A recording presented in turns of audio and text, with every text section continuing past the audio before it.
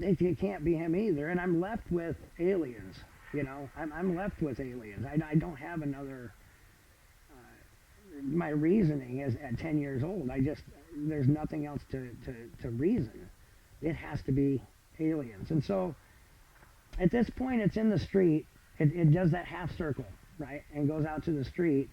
And it continues down the street now and goes about 50 feet in just a perfect straight line right in front of my house, still going past me, like it has circled me, and now it's still running right in front of me and giving me a perfect view of it. I can hear it humming. When it was on the roof, I could hear it humming. And you have to be within about 20 feet or 25 feet of it to hear it actually humming. As soon as it was out in the street and starting to go away just a little bit further, that was it. You could not hear it anymore. It got 30 or 35 feet away, and I couldn't hear it. And it continues that 50 feet in front of my house to about the edge of our property line, and then it jerks. And the only way I can describe that jerk is if you've ever seen a roller coaster that runs up to the part where it starts to drag it up the hill before you get to go down and all that. So where you drag to the front part and it jerks and it makes you go up that hill. It was just the cleanest jerk straight to 45 degrees that I've ever seen. It was like it was on rails. I didn't understand that movement. And then it shot from slow, like started slow and then just went faster and faster and faster until it literally made a streak of light as it went out of sight. And I'm counting, 1 Mississippi, 2 Mississippi, 3 Mississippi, but I never got to 4. And it was out of my sight. And so I'm left at that moment thinking that it's an ET, an extraterrestrial, an alien, whatever you'd like to call it. That's what I'm left with. And I run in the house and I tell Mom everything I've seen, and man, I cannot shut up about it. And in the end, and she literally had to tell me, shut up, I don't know what it is, stop talking about it. And I literally, that was the last I've ever said anything about it until now. Until I seen on TV the Nimitz and the Tic Tac, and I saw the same movement. And I've seen them. I mean, you see them in the clouds and you see them throughout your life, or I did, and I didn't know what I was seeing. I thought, man, that must be a bird. That must be something, and I'd always write it off, but I kept seeing it, and I just wasn't putting two and two together. So they were watching. They've been watching the whole time. We just don't see them, But this, in the morning when I woke up to more than 3 inches of snow, and every tree, every branch on every bush was covered with the most beautiful ice, and there was snow covering everything. There was not one blade of grass anywhere. And I knew when I saw that was God answering my prayer. And that at that moment, it changed me so profoundly. It didn't matter if my parents loved me anymore. It didn't matter if anyone did at that point. I knew that God loved me. I knew that God heard me. And He gave me that snow as a gift. I mean, I wasn't getting what I wanted the most, and it destroyed me. And in the morning, I felt like I was reborn. When I saw that snow, I knew that He heard me. And so I knew that was an angel that came.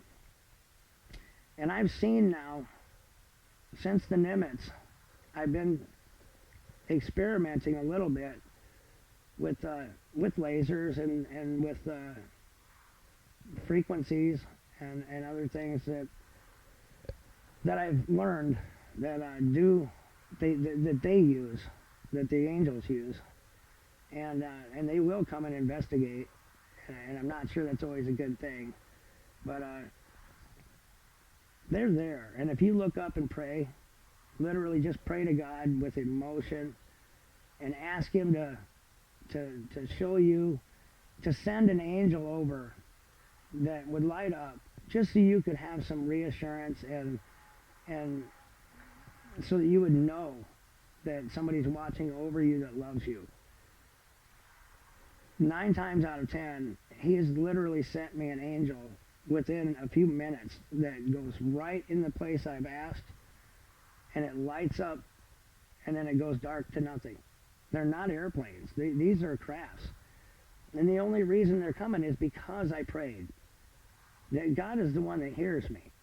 And he's in the control of the angels, and he's the one that sends them where they go. And so I'm just saying, I know that's my experience. I know that they're angels, and I just need to share that. If you have any questions, I'm happy to answer any questions for anyone. So there's so much that I could go over, and it would take hours and hours and hours. I'd like to share the experience in heaven. I'd like to share. There's so many more miracles. My daughter was one that I'll let you. She had meningitis, and she was in stage 4. They had no hope left, and they sent me down to the emergency room. They called me at home and said she was down in the emergency room to get there as quickly as I could. And I did. I probably went 90, and I don't know how I didn't get seen or ticketed, but I probably went 90, and I got to that hospital. And I went in and I asked, just before I went into her emergency room area, there was a doctor, and I asked him, what's going on? And he says, all you can do is prepare yourself. And he walked away. Meaning she was going to die, and all I could do was prepare myself for her death. And he walks away from me, just leaving me like that. There's nothing they could do for her. They had given her morphine for pain, and they were just waiting for her to die. They weren't going to try to help her at all. I asked God if that was true, and he answered me. And he answered me laughing, as a matter of fact. And he said he raised Lazarus from the dead after 3 days, and my daughter is just there resting. Why would I think that he couldn't heal her? He says, put 3 hands on her and pray, and she will be healed. And I did not hesitate. I'm not an avid, I don't go to church every Sunday, but I was raised in church, and I knew what I was hearing could not be my own conscience, could not be just even what I was taught. And so I didn't hesitate. I went over, I told my wife and my son, put your hands on your sister, and Mom, put your hands on her. And we did, and I prayed, and I asked God to heal her. And when I said amen, she opened her eyes. Those doctors came in because they didn't understand how she even had her eyes open. And there was nurses, I guess, that were standing there and saw the entire thing. And they all came to her, and they checked all of her vitals. And it took about 10 minutes for them to decide, look, she's going to make it now for whatever reason. And they gave her a room. And over the next 7 days in the hospital, she healed 100%. She was blind for 3 days from that, and that came back fully. And everything, all of her functions came back fully. She had no problems. She had nothing wrong. That doesn't happen. When you have meningitis in stage 4 and you're ready for death, if you are saved in any way, there is something, that goes wrong. I mean, some people are paraplegic. Some people lose limbs, or the functioning of their limbs. And she had everything. So that was a true miracle, all of it. And there was nurses that were crying, and there was people calling others that were telling them what they had just witnessed. So I know that God does miracles. I've just been involved in too many. My son was another one where we were fishing. He was an infant, maybe 2, and he just hadn't been walking for very long. He was a late bloomer for learning how to walk and talk. And so I had his hand, and I'm walking down this pretty steep embankment to fish with him, do some trout fishing. It's one of my favorite places. And so I took him down the hill, and just before I stepped on the next rock, I saw a premonition of what was going to happen. I don't know how, but I saw a full picture of everything. I was going to step on this rock.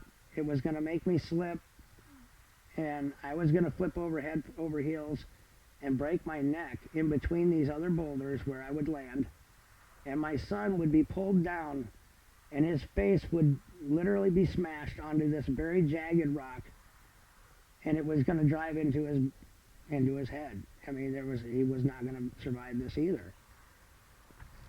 And that rock was my next step.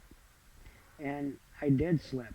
And it was everything happened exactly except I threw Andrew out of my arm. I pushed him up and let go of him. And I put him in God's hands and I asked God to help him.